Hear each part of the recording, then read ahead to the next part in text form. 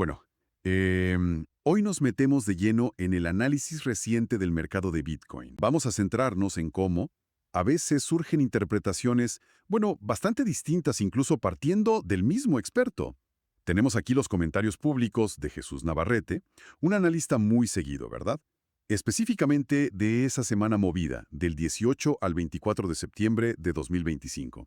Y ojo, la idea no es jugar a la adivinanza con los precios, para nada.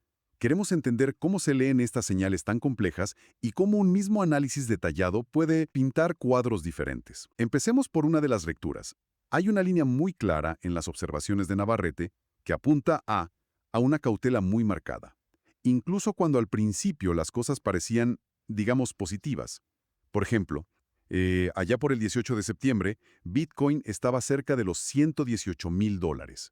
Había cruces de medias móviles que parecían alcistas, pero su perspectiva, el análisis de Jesús Navarrete, identificó ahí mismo un patrón que él denomina laquero. Ajá, lajero. Exacto.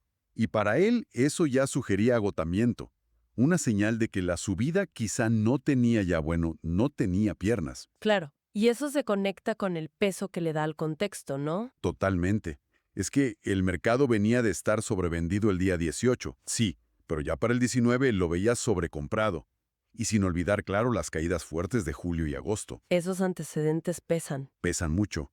Por eso cuando el precio rompió hacia abajo, cayendo por debajo de los $112,624 entre el 22 y el 23, Navarrete no lo interpretó como una simple toma de beneficios, no. Lo llamó una acción propia de deterioro. Una frase fuerte. Sí, indica que para él era una señal clara de daño estructural, algo que va más allá de una fluctuación normal del mercado. Y aquí es donde entra otro concepto suyo, muy particular. Se apoyó en lo que llama la ley de Jesús, que mencionó justo en el análisis de Navarrete de esos días. La ley de Jesús. Y con base en eso, llegó a asignar una probabilidad altísima, fíjate, del 87%, a que el precio iba a buscar niveles más bajos después de esa ruptura. De hecho, hasta la vela alcista que vimos el 24 de septiembre, según esta visión de Navarrete, esa vela no hizo nada. Nada en absoluto. Bueno, nada fundamentalmente. Fue rechazada en resistencias clave, las medias 9, 20, 50, y para él eso simplemente confirmaba la debilidad que ya veía de fondo. Entiendo perfectamente esa lectura de cautela, es muy coherente con sus comentarios. Y aquí viene lo interesante, ¿no? El propio análisis de Navarrete también nos muestra la otra cara, la complejidad, los matices, la influencia de factores externos, que él mismo reconoce. A ver, ¿cómo es eso? Pues mira, aunque era cauto, es cierto que identificó señales alcistas al principio. Mencionaste el cruce de medias. Él también habló de una vela extraordinaria, el 18 de septiembre. Incluso en su momento de perspectiva más bajista, el día 22, él mismo planteó la posibilidad de un rebote. Habló de volver a los $115,000. Es verdad, lo mencionó como posibilidad. Y aquí un detalle clave, que creo que ilustra bien esto. El propio análisis de Jesús Navarrete atribuyó el squeeze alcista del 24, ese repunte rápido, a lo que llamó un fundamento extraordinario. La noticia sobre los ETFs. Exacto. La noticia sobre una posible vía más flexible para los ETFs de cripto en Estados Unidos. Esto demuestra cómo un evento externo, algo que él mismo observa, puede cambiar el panorama técnico de repente. Claro, las noticias mueven el mercado. El modelo para el 24 de septiembre arrojó una probabilidad alcista del 71%.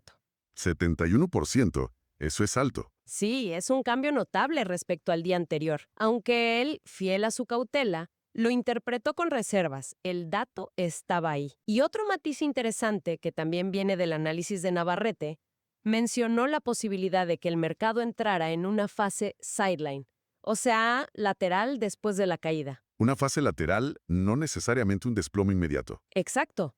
Podría ser una consolidación. Y fíjate, aunque al final desestimó el impacto de esa vela del día 24, sí la calificó de súper inteligente.